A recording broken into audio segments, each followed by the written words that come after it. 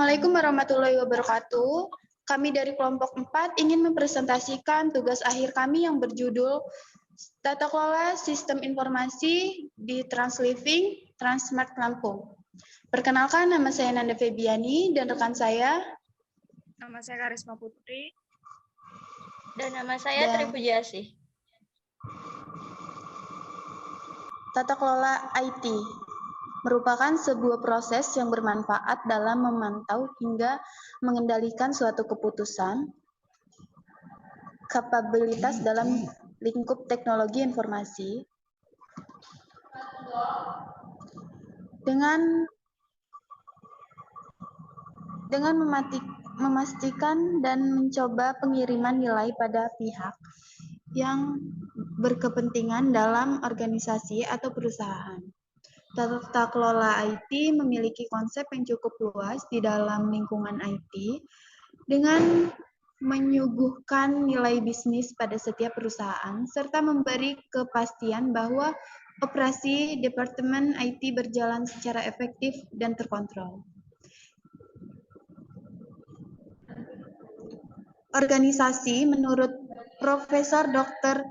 Sondang P. Siagian, organisasi adalah suatu bentuk persekutuan antara dua orang atau lebih yang bekerja bersama serta secara formal terikat dalam rangka pencapaian tujuan yang telah ditentukan. Dan dalam ikatan itu terdapat seorang atau sekelompok orang yang disebut bahwa, sedangkan dalam arti umum, organisasi adalah sebuah wadah untuk sekumpulan orang yang bekerja sama secara rasional serta sistematis yang terpimpin atau terkendali untuk mencapai tujuan tertentu, memanfaatkan sumber daya yang ada di dalamnya. Prosedur pelaksanaan audit. Prosedur pelaksanaan audit adalah sebagai berikut. Yang pertama, mengidentifikasi responden. Yang kedua, merumuskan kuesioner pedoman wawancara, pedoman observasi. Yang ketiga, pembuatan link kuesioner pada Google Form.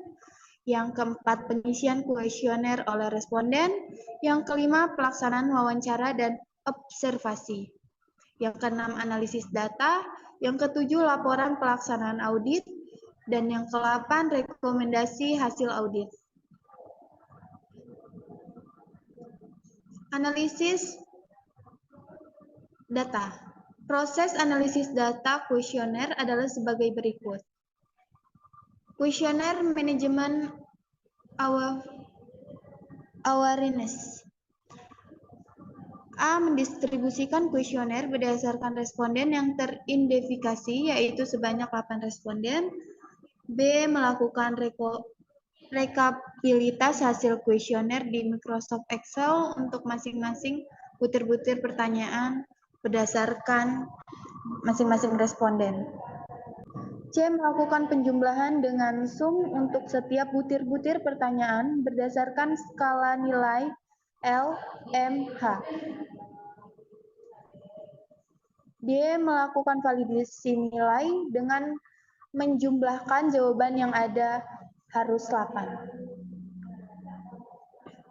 E. Menghitung persentasi untuk masing-masing skala jawaban dengan pembagian 8 untuk mengetahui persentase pendistribusian jawaban di masing-masing skala.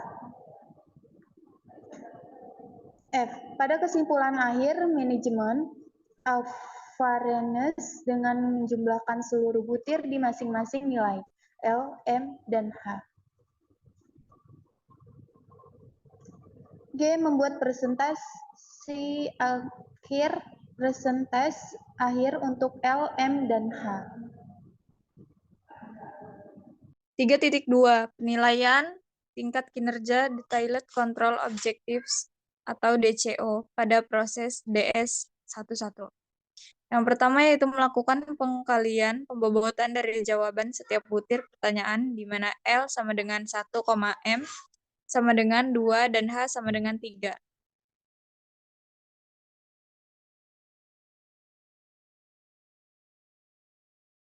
Yang kedua yaitu membuat grafik tingkat kinerja dengan fungsi chart pada Microsoft Excel. Berikut contoh-contohnya.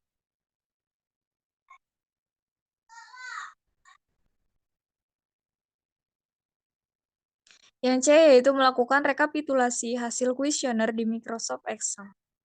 Berikut contoh-contohnya. Yang D yaitu menyusun presentase masing-masing butir pertanyaan dengan pembagi 8. Data hasil kuesioner 2 maturity level. Yang E yaitu melakukan validasi nilai dengan menjumlahkan jawaban yang ada harus 8. F memberikan bobot penilaian di mana A sama dengan 0, B sama dengan 1, C sama dengan 2, D sama dengan 3, E sama dengan 4, dan F sama dengan 5.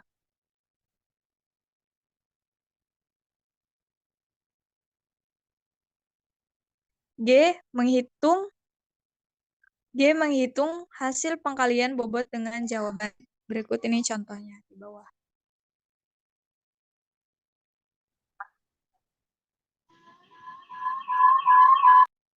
H. Menghitung rata-rata jawaban dengan pembagi 8.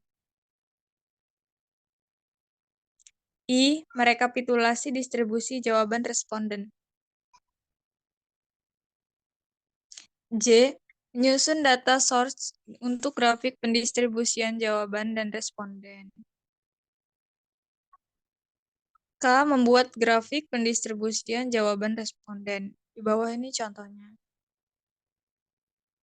I. Menyusun data source untuk grafik tingkat kematangan dengan pemetaan.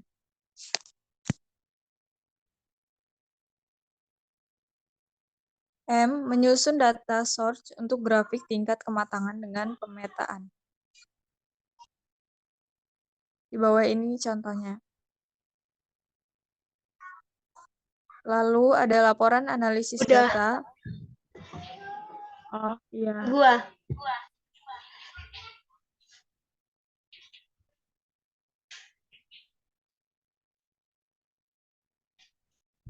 Baiklah, selanjutnya akan dibacakan oleh rekan saya.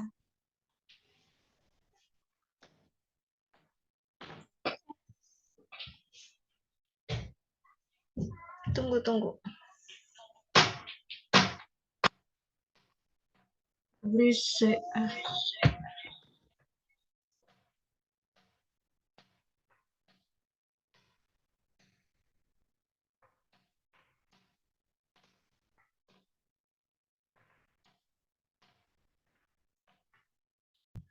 Empat, laporan analisis data.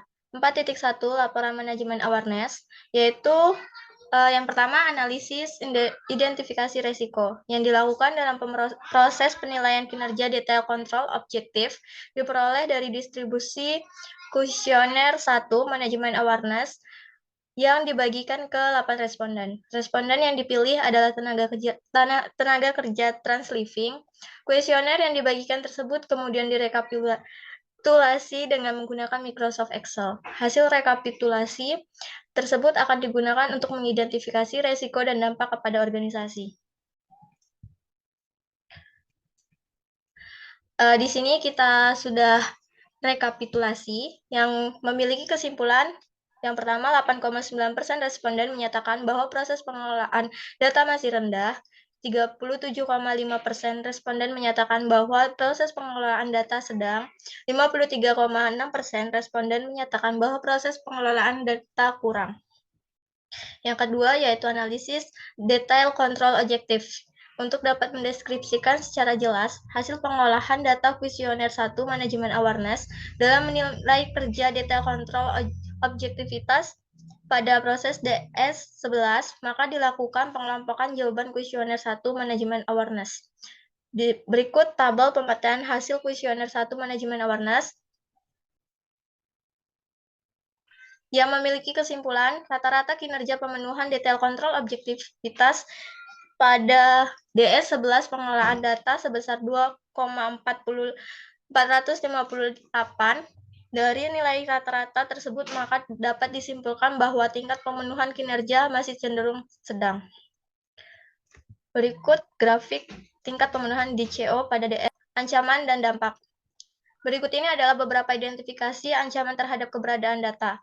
Yang pertama, bencana alam dapat berupa gempa bumi, banjir, kebakaran. Hal ini berdampak pada proses kegiatan retail transliving yang dapat terhenti. Gangguan yang disengaja. Ancaman ini berupa kerusuhan, perusakan, pencurian, sabotase, terorisme. Hal ini berpengaruh terhadap terganggunya kegiatan retail transliving. Ketiga, yaitu gangguan utilitas umum. Ancaman ini berupa listrik padam, gangguan telekomunikasi. Hal ini dapat berdampak pada kondisi perangkat yang darurat dapat mengganggu proses kegiatan retail transliving. Yang keempat, yaitu kerusakan peralatan dan sistem. Ancaman ini berupa sistem perangkat lunak, hardware, komputer, jaringan komputer, gangguan hubungan singkat, internal power. Hal ini berdampak pada proses kegiatan retail transliving yang terhenti. Yang kelima, gangguan keamanan TI. Ancaman ini berupa serangan hacker, virus komputer, pencurian data, dan tentunya berdampak pada proses kegiatan retail transliving tidak berjalan dengan normal. Gangguan lainnya yaitu ancaman ini berupa kerusakan tempat moral, karyawan. Hal ini tentunya berdampak pada proses kegiatan retail transliving tidak berjalan dengan normal. Selanjutnya yaitu identifikasi kelemahan kontrol. Berikut kelemahan kontrol dari DCO. Dampak kegiatan institusi dapat disimpulkan bahwa rendahnya kontrol dalam pemenuhan DCO pada proses pengelolaan data DS11 akan berdampak negatif pada kurangnya optimal pemanfaatan data atau informasi, belum tersedianya prosedur atau aturan yang jelas terhadap data atau informasi retail transliving tidak dapat diakses oleh pihak yang tidak bertanggung jawab. Yang ketiga, yaitu belum tersedianya jaminan kepatuhan teknologi informasi pada hukum dan peraturan. Adapun indikasi dari fenomena di atas adalah sebagai berikut. Ketidakpuasan pengguna terhadap ketersediaan data, ketidakmampuan untuk memulihkan dan mengamankan data krisis untuk proses kegiatan institusi. Yang ketiga, terjadinya ketidakpatuhan pada hukum diakibatkan permasalahan manajemen penyimpanan. 4.2 Laporan maturity level. Analisis kuesioner 2 dilakukan untuk menilai kinerja maturity level dengan mendistribusikan kuesioner 2 kepada 8 responden. Rekapitulasi hasil kuesioner 2 maturity level yang memiliki kesimpulan 44,62% responden memberikan jawaban C atas pernyataan yang berorientasi pada masa saat ini as is, sedangkan 55,91% responden menjawab E untuk pertanyaan yang berorientasi pada masa depan to be.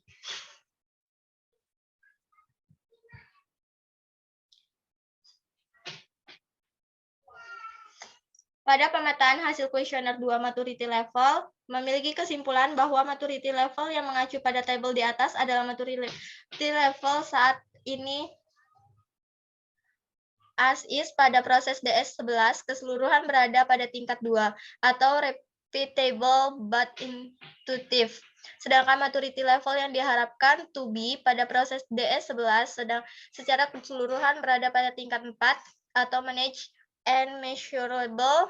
Hal ini dapat terlihat jelas pada gambar di bawah ini.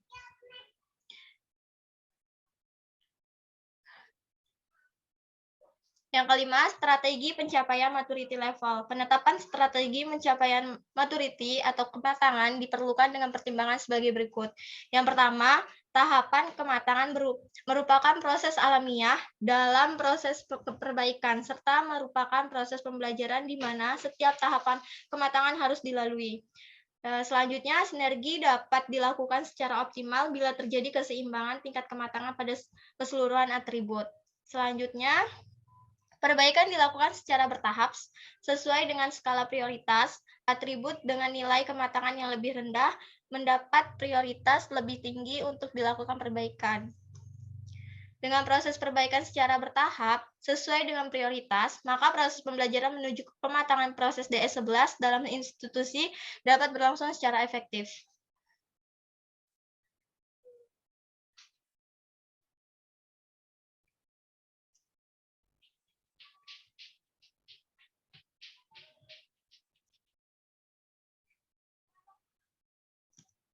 Berikut lampiran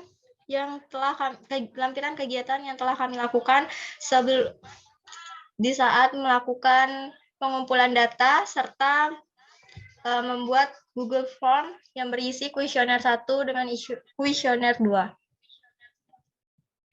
Berikut lampiran kegiatan wawancara kepada responden kepada 3 responden. Dan lampiran ketiga yaitu terdapat observasi tempat kerja responden.